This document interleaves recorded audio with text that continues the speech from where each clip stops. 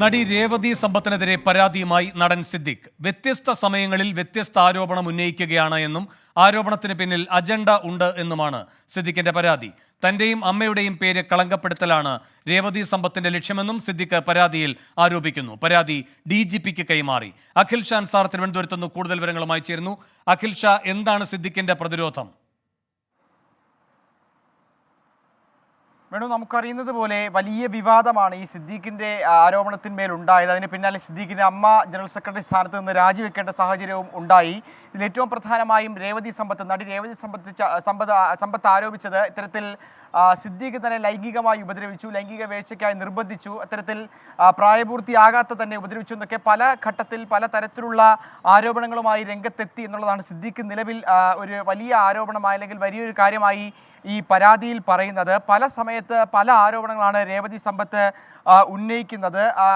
ഒരു ഘട്ടത്തിൽ പോക്സോ കേസിൽ വരെ പ്രതിയാക്കാനായി രേവതി സമ്പത്ത് ശ്രമിച്ചു എന്നുള്ള കാര്യം പരാതിയിൽ പറയുന്നുണ്ട്. പക്ഷേ സിദ്ദീഖും രേവതി സമ്പത്തും കാണുന്ന സമയത്തെ ഈ രേവതി സമ്പത്തിന്റെ തന്നെ ഈ ഫേസ്ബുക്ക് എടുത്തു നോക്കിയാൽ തന്നെ അറിയാം, ഈ രേവതിക്ക് ആ സമയം പ്രായപൂർത്തിയായി കഴിഞ്ഞിരുന്നു എന്നുള്ള കാര്യവും സിദ്ദീഖ് ഈ പരാതിയിൽ പറയുന്നുണ്ട്. ഒപ്പം ഈ രേവതി സമ്പത്തിനെതിരെ മറ്റൊരു ആരോപണം കൂടി സിദ്ദീഖ് ഉന്നയിക്കുന്നുണ്ട്. ചൈനയിൽ പഠിക്കുന്ന സമയത്ത് ഒരു സഹപാഠിയുടെ നഗ്നചിത്രം പുറത്തിറക്കി എന്നുള്ള കാര്യവും അത് പ്രചരിപ്പിച്ചു എന്നുള്ള കാര്യം താൻ ഒരു ഫാഷൻ കോർഡിനേറ്റർ വരെ അറിഞ്ഞിട്ടുണ്ടെന്നുള്ള കാര്യവും സിദ്ദീഖ് ഈ പരാതിയിൽ പറയുന്നുണ്ട്. പ്രധാനമായും ഈ രേവതി സമ്പത്ത് ശ്രമിക്കുന്നത് അമ്മ എന്ന സംഘടനയും ഒപ്പം സിദ്ദീഖിനെയും കളങ്കപ്പെടുത്താനുള്ളൊരു ശ്രമമാണ് ഇവർ നടത്തുന്നത്. വ്യാജ പ്രചരണത്തിന് വേണ്ടി ചില ആളുകൾ രേവതി സമ്പത്തിനെ കൂട്ടുപിടിക്കുന്നു എന്നുള്ള കാര്യവും DGPക്ക് കൈമാറിയ പരാതിയിൽ പറയുന്നുണ്ട്. ആരോപണം ഉന്നയിച്ച ശേഷമാണ്, അതായത് ഇത്തരത്തിൽ ശ്രദ്ധ പിടിച്ചു വെട്ടാൻ വേണ്ടിയിട്ടുള്ളൊരു ശ്രമമാണ് രേവതി സമ്പത്തിന്റെ ഭാഗത്തു നിന്നുണ്ടാകുന്നത്. ഈ ആരോപണം വന്നതിന്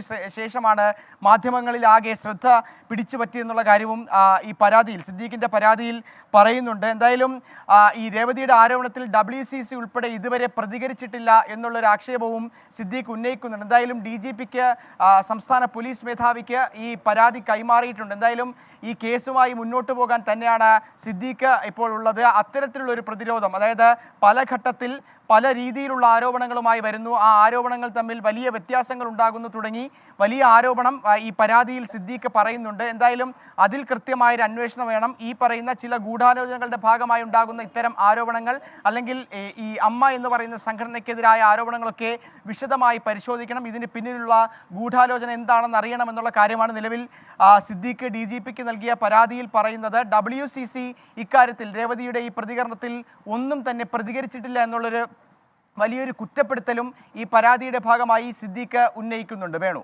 അഖിൽ ഷാ, ഇവിടെ ഈ സിദ്ദിഖ് പറയുന്നതിൽ ഒരു കാര്യം, ആരോപണം ഉന്നയിച്ച ശേഷം മുൻ ആരോപണങ്ങൾക്ക് വിരുദ്ധമായാണ് ഇപ്പോൾ ഉന്നയിച്ചിരിക്കുന്ന ആരോപണങ്ങൾ എന്ന് പറയുന്നു.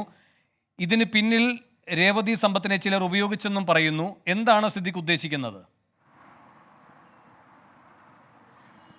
വേണം, നമ്മൾ ഏറ്റവും പ്രധാനമായും ഈ പരാതി പരിശോധിക്കുമ്പോൾ മനസ്സിലാകുന്നത് രേവതി സമ്പത്ത് ആദ്യഘട്ടത്തിൽ ഈ പ്രായപൂർത്തിയാകാത്ത തന്നെ സിദ്ദീഖ് ഇത്തരത്തിൽ ലൈംഗിക വീഴ്ചയ്ക്കായി ഉപയോഗിച്ചു എന്നുള്ള കാര്യം ആദ്യഘട്ടത്തിൽ രേവതി സമ്പത്ത് ഈ ഒരു ആരോപണമായി അല്ലെങ്കിൽ ഒരു വെളിപ്പെടുത്തലായി പറഞ്ഞിട്ടുണ്ട്. പക്ഷേ അത് തെറ്റാണ് എന്ന് സിദ്ദീഖ് വാദിക്കുന്നത് ആ സമയത്ത്, അതായത് സിദ്ദീഖും രേവതിയും തമ്മിൽ ഈ കണ്ടുമുട്ടുന്ന ആ സമയത്തെ ഫേസ്ബുക്ക് കുറിപ്പുകളോ അല്ലെങ്കിൽ ഫേസ്ബുക്ക് സ്റ്റാറ്റസ് അടക്കം പരിശോധിച്ചാൽ ആ സമയം രേവതിക്ക് പ്രായപൂർത്തിയായിരുന്നു എന്നുള്ള കാര്യമാണ് സിദ്ദീഖ് ഈ ഘട്ടത്തിൽ പറയുന്നത്. പിന്നീട് എന്തുകൊണ്ട് അത് മാധ്യമങ്ങൾക്ക് മുൻപിലൊന്നും പിന്നീട് ഈ പോക്സോയുമായി ബന്ധപ്പെട്ട അല്ലെങ്കിൽ പ്രായപൂർത്തിയാകാത്ത തന്നെ ഏതെങ്കിലും തരത്തിൽ ഉപദ്രവിച്ചു എന്നുള്ള കാര്യം പുറത്തു പറഞ്ഞില്ല, അല്ലെങ്കിൽ പിന്നീട് അത് എന്തുകൊണ്ട് പ്രചരിപ്പിച്ചില്ല എന്നുള്ളൊരു കാര്യം സിദ്ദീഖ് പരാതിയിൽ ചോദിക്കുന്നുണ്ട്. ഒപ്പം അതിനുശേഷം വേറൊരു ആരോപണവുമായി വരുന്നു.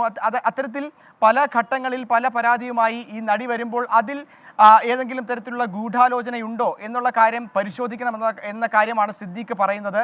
അതോടൊപ്പം ഈ സംഘടനയെ, തൻ്റെ സംഘടനയും തന്നെയും കളങ്കപ്പെടുത്താനുള്ള ശ്രമമാണ് നടത്തുന്നത്.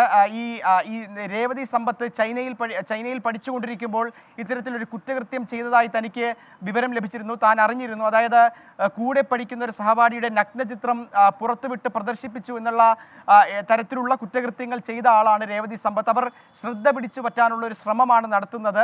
അവർ ഇത്തരത്തിൽ മാധ്യമങ്ങൾക്ക് മുമ്പിൽ വെളിപ്പെടുത്തലുമായി വന്നതിന് ശേഷമാണ് വലിയ ശ്രദ്ധ അവർക്ക് ലഭിച്ചത്. അതുകൊണ്ട് തന്നെ ഇതിന് പിന്നിലുള്ള ഏതെങ്കിലും തരത്തിലുള്ള ഗൂഢാലോചനയുണ്ടോ, അല്ലെങ്കിൽ സിനിമാ രംഗത്തെ ചൂഷണം ചെയ്യാനായി ഏതെങ്കിലും തരത്തിലുള്ള വ്യക്തികൾ അല്ലെങ്കിൽ ആരെങ്കിലും ഈ രേവതി സമ്പത്തിനെ കൂട്ടുപിടിക്കുകയാണോ തുടങ്ങിയ കാര്യങ്ങളാണ് ഈ പരാതിയിൽ പ്രധാനമായും പറഞ്ഞിരിക്കുന്നത്. ഈ ആരെയെങ്കിലും കൂട്ടുപിടിച്ച് ഈ അമ്മ എന്ന സംഘടനയെയും തന്നെയും കളങ്കപ്പെടുത്താനുള്ള ശ്രമമാണ്. അഖിൽ ഷാൻ സാറാണ് തിരുവനന്തപുരത്ത് നിന്ന് വിവരങ്ങൾ നൽകിയത്. രേവതി സമ്പത്തിനെതിരെ DGPക്ക് പരാതി നൽകിയിരിക്കുകയാണ് നടൻ സിദ്ദിഖ്.